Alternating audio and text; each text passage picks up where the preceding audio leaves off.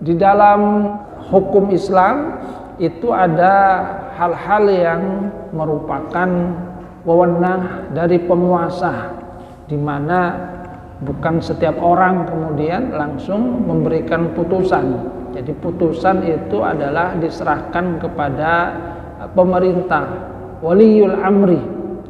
Misalnya dalam urusan potong tangan dari pencuri, maka yang memutuskan itu adalah waliul amri, bukan orang per orang itu. Sebab kalau orang per orang nanti bisa terjadi kekacauan.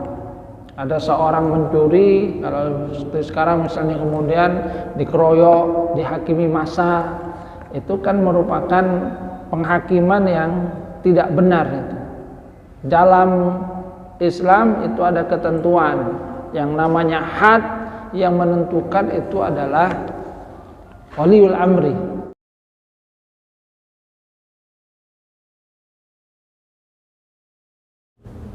Assalamualaikum warahmatullahi wabarakatuh.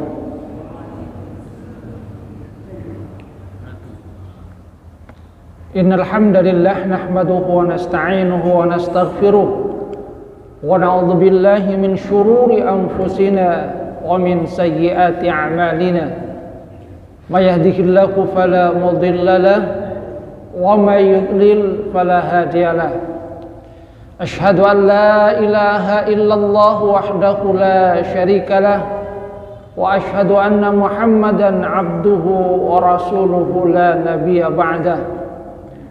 Allahumma salli ala Muhammad wa ala ali Muhammad kama sallaita ala ali Ibrahim wa barik ala Muhammad wa ala ali Muhammad kama barakta ala ali Ibrahim fil alamin innaka Hamidum Majid. Rabbi shrah li sadri wa yassir li amri wahlul 'uqdatam min lisani yafqahu qawli. Amma ba'du. Hadirin jamaah pengajian rahimakumullah, alhamdulillah senantiasa kita bersyukur kepada Allah Subhanahu wa taala yang masih memberikan kita berbagai karunia-Nya. Kita diberikan oleh Allah Subhanahu wa taala nikmatul iman, bisa melangkahkan kaki dalam rangka untuk menyambut panggilan Allah, menghambakan diri kita kepada Allah Subhanahu wa taala. Kita lanjutkan kajian di surah Al-Hujurat. Dulu kita sudah sampai ke ayat yang ke-8, sekarang kita lanjutkan dari ayat 9. A'udzubillahi minasyaitonir rajim. Wa in ta'ifatani minal mu'minina iqtatalu fa aslihu bainahuma fa in baghat ihdahuma 'alal ukhra faqatilul lati tabghi hatta tafi'a ila amrillah fa in fa'at fa aslihu bainahuma bil 'adli wa aqsitu innallaha yuhibbul muqsitin. Wa in ta'ifatani minal mu'minin, jika ada dua kelompok dari orang-orang yang beriman, dari kaum mukminin, iqtatalu, yang bertikai, fa aslihu bainahuma, maka damaikanlah, perbaikilah di antara keduanya. Fa in baghat ihdahuma 'alal ukhra, kalau salah satu kelompok itu melampaui batas terhadap yang lainnya, faqatilul lati tabghi, maka perangilah kelompok yang melampaui batas ini, hatta tafi'a ila amrillah, sampai kelompok itu kembali lagi kepada apa yang ditentukan oleh Allah. Fa in fa'at fa aslihu bainahuma bil 'adli wa aqsitu, jika kelompok itu yang tadinya melampaui batas kembali kepada aturan Allah Subhanahu wa taala, fa aslihu bainahuma, maka damaikanlah, perbaikilah di antara keduanya, bil adli, dengan adil, wa aqsitu, dan berbuatlah kalian itu adil. Innallaha yuhibbul muqsitin, sesungguhnya Allah mencintai orang-orang yang berbuat adil. Hadirin jamaah rahimakumullah, Ayat ini di dalam sababun nuzul ada beberapa riwayat. Yang pertama diriwayatkan oleh Ahmad, al-Imam Ahmad wal Bukhari wa Muslim wa Ibnu Jarir at-Tabari wa ghairuhum an Anas, dari riwayat Anas radhiyallahu anhu, annahu qila li Rasulillah sallallahu alaihi wasallam, bahwa dikatakan kepada Rasulullah sallallahu alaihi wasallam, lau ataita Abdullah ibnu Ubay fantalaqa ilaihi ala himar wantalaqal muslimuna yamshuna wa hiya ardun sabiqah. Kalau engkau mendatangi Abdullah bin Ubay, maka kemudian Rasulullah sallallahu alaihi wasallam berangkat mengendarai himar, dan bersama dengan beliau sekelompok sahabat dari kalangan kaum muslimin berjalan bersamanya. Maka di tempat itu tiba-tiba himar yang dikendarai oleh Rasulullah sallallahu alaihi wasallam itu kencing, sehingga Abdullah bin Ubay itu marah dan kemudian memaki Rasulullah sallallahu alaihi wasallam. Hal ini kemudian tidak diterima oleh sahabat Rasulullah sallallahu alaihi wasallam. Abdullah bin Rawahah kemudian mengatakan, inna baula himariki atyabu rihan minka. Sungguhnya kencing dari himar Rasulullah itu lebih baik daripada bau kamu. Sehingga terjadilah kemudian perselisihan antara Abdullah bin Ubay serta orang-orang dari kalangan kaumnya dengan Abdullah bin Rawahah, di mana sungguhnya dikatakan bahwasanya Abdullah bin Rawahah itu dari kaum Khazraj, jadi suku Khazraj, sementara Abdullah bin Ubay itu dari kaum Aus, dua kaum yang dulu sebelum datangnya Rasulullah sallallahu alaihi wasallam itu memang ada sering perselisihan, pertikaian, sehingga kemudian turunlah ayat ini kepada Rasulullah sallallahu alaihi wasallam, wa in ta'ifatani minal mu'minina iqtatalu. Kalau ada dua kelompok dari kalangan kaum mukminin itu berselisih, maka damaikanlah, perbaikilah mereka. Jadi itu dalam satu riwayat perselisihan antara Abdullah bin Ubay yang kemudian didukung oleh kaumnya dari suku Aus dengan Abdullah bin Rawahah yang berasal dari suku Khazraj. Ada juga riwayat yang lainnya, riwayat dari Ibnu Jarir at-Tabari, dari Ibnu Abi Hatim, Anis Suddi, dari Suddi, bahwasanya kana rajulun minal ansar yuqalu lahu Imran tahtahu imra'atun yuqalu laha Ummu Zaid. Ada seorang laki-laki dari kalangan Ansar yang bernama Imran, yang mempunyai istri bernama Ummu Zaid. Wa innal mar'ata aradat an tazura ahlaha. Istrinya ingin untuk mengunjungi keluarganya. Fahabisaha zaujuha, akan tetapi tidak diperbolehkan oleh suaminya, dan kemudian dikurung, sehingga la yadkhulu alaiha ahadun min ahliha. Maka perempuan tadi kemudian minta pertolongan kepada keluarganya. Faja'a qaumuha, datanglah keluarganya untuk membebaskan dari istri itu yang tadinya ingin mengunjungi keluarganya tapi tidak diperbolehkan oleh suaminya. Bahkan suaminya kemudian marah, dikurung istrinya, tidak boleh keluar sama sekali. Sementara perempuan itu kemudian mengirim utusan supaya kaumnya itu menolong dirinya. Sementara suaminya itu kemudian minta pertolongan kepada kaumnya. yang setelah itu terjadi pertikaian antara keduanya. Artinya suami dan istri ini kemudian didukung oleh kaumnya sendiri-sendiri.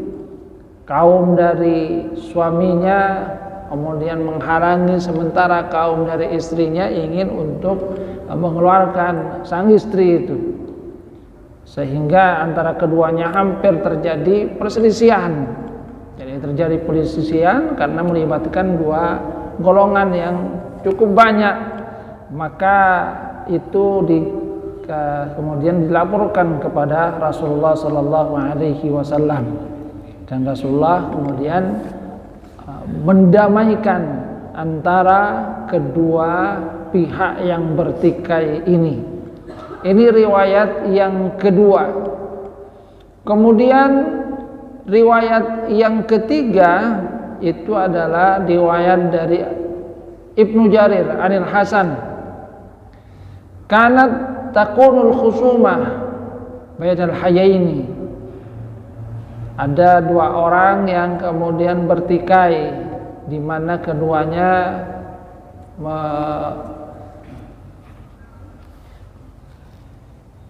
kalau di sini dikatakan bahwasanya persoalannya dihadapkan kepada hukum, fayaqbu ayujibu, akan tapi salah satunya kemudian tidak mau untuk menengahi persoalan itu kepada hakim, sehingga terjadi pertikaian antara keduanya. Dan juga ada riwayat yang lain, juga dari riwayat Ibnu Jarir At-Tabari dari Qatadah. Qala dzukira lana anna hadhil ayah nazalat fi rajulaini minal ansar, bahwa ayat ini turun berkaitan dengan dua orang dari kalangan Ansor yang diantara keduanya terjadi pertikaian. Jadi karena terjadi pertikaian, sama juga keduanya kemudian minta tolong kepada Ashirah. Jadi golongannya masing-masing, keluarganya masing-masing terjadi pertikaian, dan itu kemudian dihadapkan kepada Rasulullah Sallallahu Alaihi Wasallam. Yang kata Syekh Wahbah Zuhaili, yumkinu an tata'addad asbabun nuzul. Mungkin saja sebab turunnya ayat ini bermacam-macam. Wal waqa'i al-madhkura mutasyabihah, di mana peristiwa-peristiwa itu sama juga antara yang satu dengan yang lainnya, terjadinya pertikaian antara dua kelompok dari kaum muslimin, sehingga yang terjadi adalah terjadi pertikaian yang kemudian dengan itu Allah Subhanahu wa taala memberikan petunjuk kepada Rasulullah sallallahu alaihi wasallam agar beliau itu bisa mendamaikan antara dua kelompok yang sedang bertikai, memperbaiki urusan di antara kedua kelompok yang bertikai itu. Ini sesungguhnya merupakan lanjutan dari apa yang sudah kita bahas tentang bagaimana seseorang itu ketika menerima kabar dari orang fasik. Sebab di ayat-ayat yang lalu Allah Subhanahu wa taala itu kan memberikan satu pelajaran etika, bagaimana kalau kita ini mendapatkan informasi, apalagi yang membawa informasi adalah seorang yang fasik, hendaknya terlebih dahulu di cross check, dipastikan kebenarannya, sehingga tidak sampai melakukan satu perbuatan yang nantinya itu disesali karena ternyata salah di dalam memutuskan sesuatu. Nah, di dalam ayat ini kemudian kita dihadapkan juga tentang etika yang diajarkan oleh Allah Subhanahu wa taala antara dua kelompok yang bertikai, yang kalau kemudian kita lihat di dalam ayat-ayat ini sababun nuzulnya adalah karena adanya berita, termasuk juga dua kelompok yang berasal awalnya dari dua orang yang setelah itu dua orang tersebut sama-sama memanggil bala bantuan dari kaumnya, yang satu minta bantuan kaumnya, yang satunya minta bantuan kaumnya. Kaumnya kemudian saling mendukung. Maka kemudian Allah Subhanahu wa taala mengisyaratkan bahwa hendaknya pemimpin pada waktu itu berusaha untuk mendamaikan, memperbaiki urusan di antara keduanya. Wa in ta'ifatani minal mu'minin iqtatalu fa aslihu bainahuma. Ai idza taqatala fariqani minal muslimin fayajibu ala wulatil umur li islahi al-islah bin nushi wa da'wa ila hukmillah. Ketika terjadi pertikaian di antara dua kelompok dari kalangan muslimin, maka ulatul amri, pemimpin yang ada pada waktu itu, yang memegang urusan itu hendaknya memperbaiki dengan baik, mengajak mereka kepada hukum Allah Subhanahu wa taala, memberikan petunjuk bagaimana sesungguhnya mereka menghilangkan adanya permusuhan, menghilangkan adanya perselisihan di antara dua kelompok ini. Jadi kata Syekh Wahbah Zuhaili, ayat ini sesungguhnya merupakan satu petunjuk kepada ulatul amri, sebagai petunjuk bagi penguasa, orang yang memegang urusan dalam satu kaum, bahwa kalau ada kelompok yang bertikai di tengah-tengah kaum yang dia pimpin, hendaknya dia itu mendamaikannya, karena dia sebagai seorang pemimpin, pemegang urusan di tengah-tengah kaumnya, mempunyai tanggung jawab seperti itu di dalam rangka untuk mendatangkan kedamaian di tengah-tengah kaum muslimin. Walaupun sungguhnya wa in waqa'a fa inna ma huwa nadir, mungkin saja hal itu terjadi, akan tetapi kata Syekh Wahbah Zuhaili, kalau pada masa Rasulullah sallallahu alaihi wasallam itu memang jarang terjadi, akan tapi bisa saja terjadi. Dan dalam hal ini kemudian Allah Subhanahu wa taala memberikan petunjuk kepada Rasulullah sallallahu alaihi wasallam untuk bisa mendamaikan, sehingga dikatakan wal khitab fil ayat liwulatil amri. Yang dituju dari ayat ini adalah wulatul umur, penguasa yang memegang urusan di kalangan kaum muslimin. Wal amru fiha lil wujub, di mana perintah dalam hal ini itu sifatnya wajib. Jadi bukan person-person. Sebab begini, di dalam hukum Islam itu ada hal-hal yang merupakan wewenang dari pemerintah, dari penguasa, di mana bukan setiap orang kemudian langsung memberikan putusan. Jadi putusan itu adalah diserahkan kepada pemerintah, waliyul amri. Misalnya dalam urusan misalnya tentang potong tangan dari pencuri, maka yang memutuskan itu adalah waliul amri, bukan orang per orang itu. Sebab kalau orang per orang nanti bisa terjadi kekacauan. Ada seorang mencuri, kalau seperti sekarang misalnya kemudian dikeroyok, dihakimi massa, itu kan merupakan penghakiman yang tidak benar itu. Dalam Islam itu ada ketentuan yang namanya had, yang menentukan itu adalah waliul amri. Sehingga misalnya kita akan dapatkan bagaimana Rasulullah sallallahu alaihi wasallam ketika ada seorang perempuan yang datang mengaku berzina, maka yang memutuskan itu adalah Rasulullah sallallahu alaihi wasallam. Rasulullah memberikan putusan, boleh jadi kamu tidak berzina, paling hanya pegang-pegangan. Tidak ya Rasul, saya ini benar-benar berzina. Tanya lagi sampai 4 kali. dia mengaku. Maka kemudian Rasulullah SAW memberikan waktu karena dia sedang hamil. Kata Rasulullah, ya sudah, kamu datang lagi nanti kalau sudah melahirkan. Setelah melahirkan ternyata datang lagi, ya Rasul, saya sudah melahirkan anak saya siap untuk dihukum. Kata Rasulullah, susui dulu anak kamu sampai selesai masa penyusuan. Penyusuan sekitar 2 tahun.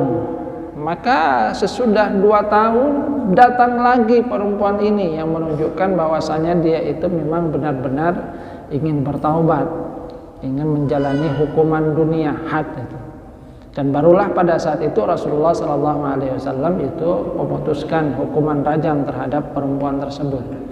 Artinya dalam hal ini kita akan dapatkan pelajaran bahwasanya Rasulullah SAW itu yang memutuskan, yang di dalam kajian hukum Islam kemudian dikatakan bahwa Rasulullah SAW pada saat itu kemudian dikatakan bertindaknya sebagai hakim penguasa, waliyul amri. Beliau itu yang menentukan urusan. Jadi persoalan had itu yang menentukan itu adalah waliul amri. Kalau dalam kerangka berikutnya itu adalah hukmul hakim, itu hakim yang kemudian memutuskan, bukan kemudian memutuskan sendiri-sendiri. Jadi bukan memutuskan sendiri-sendiri, itu dalam persoalan had. Orang mabuk misalnya, ya hukumannya diserahkan kepada waliul amri. Nah, termasuk dalam hal ini apa yang kita bicarakan. Jadi ketika terjadi pertikaian yang seperti itu, maka yang mendamaikan itu adalah pemerintah, waliul amri yang mempunyai kekuasaan. Sebab dengan itu diharapkan 2 kelompok ini akan mematuhi penguasanya, karena di dalam agama kita ta'atu walil amri itu juga bagian dari ketaatan. Ketaatan kepada Allah, kemudian ketaatan kepada Rasul, lalu kemudian ketaatan kepada waliul amri. Selama waliul amri itu sesuai dengan apa yang ditentukan oleh Allah dan Rasulnya. Wa atiullaha wa atiur rasul wa ulil amri minkum. Taatlah kepada Allah, taatlah kepada Rasul dan ulil amri, orang yang memegang urusan di antara kalian. Yang di dalam hal ini kata para ulama, ketaatan kepada Allah itu bersifat mutlak, atiullaha. Ketaatan kepada Rasul itu juga bersifat mutlak, wa atiur rasul. Sedangkan ketaatan kepada waliul amri itu bergantung kepada ketaatan mereka pada Allah dan Rasulnya, sehingga tidak ada kata wa atiur amri. Yang ada atiullah, taatlah kepada Allah, wa atiur rasul, taatlah